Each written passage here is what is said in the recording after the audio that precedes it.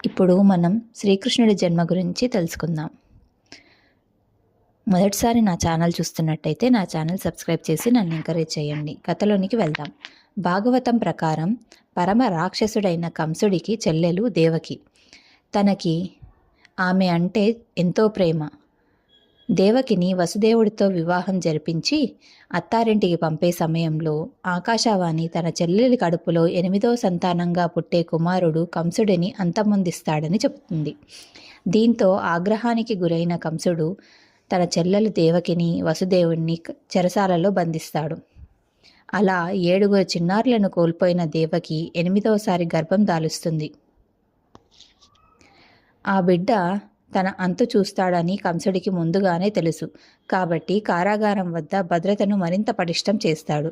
అయితే నెలలు నిండిన దేవకి శ్రావణ మాసంలో బహుళ అష్టమి నాడు రోహిణీ నక్షత్రం వేళ అర్ధరాత్రి సమయంలో శ్రీకృష్ణుడికి జన్మనిస్తుంది.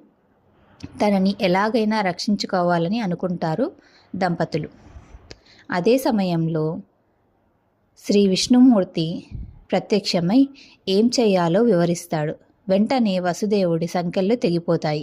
కారాగారం తలుపులు తెరుచుకుంటాయి. సైనికులు సొమ్మసిల్లి పడిపోతారు.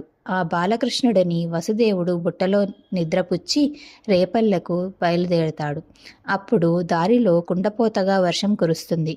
కన్నయ్యపై వర్షపు చినుకులు పడకుండా ఆదిశేషుడు పడగలా మారి గొడుగు పడతాడు.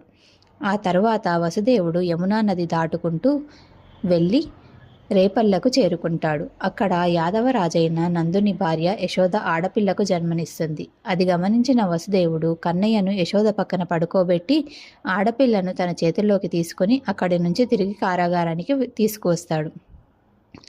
అప్పుడు తన సంకెళ్ళు వాటికవే పడతాయి. భటులు మేల్కొంటారు. పసిబిడ్డ ఏడుపులు విని కంసునికి సమాచారం చేరవేస్తారు. ఆకాశవాణి చెప్పిన ప్రకారం మగబిడ్డ పుట్టాలి. ఆడబిడ్డ పుట్టింది.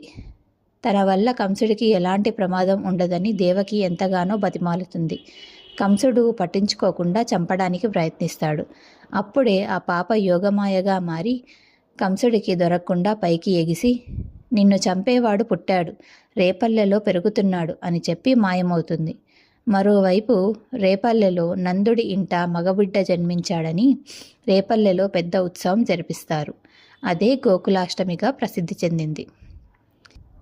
జన్మాష్టమి రోజున కన్నయ్యకు ఎంతో ఇష్టమైన వెన్నె, రాతి పంచదార అంటే కండ చక్కెరను నైవేద్యంగా సమర్పిస్తారు. ఈ నైవేద్యాన్ని ఏడాదిలోపు పిల్లలకు తినిపిస్తారు. కృష్ణాష్టమి రోజు ఏ నైవేద్యాలు సమర్పించినా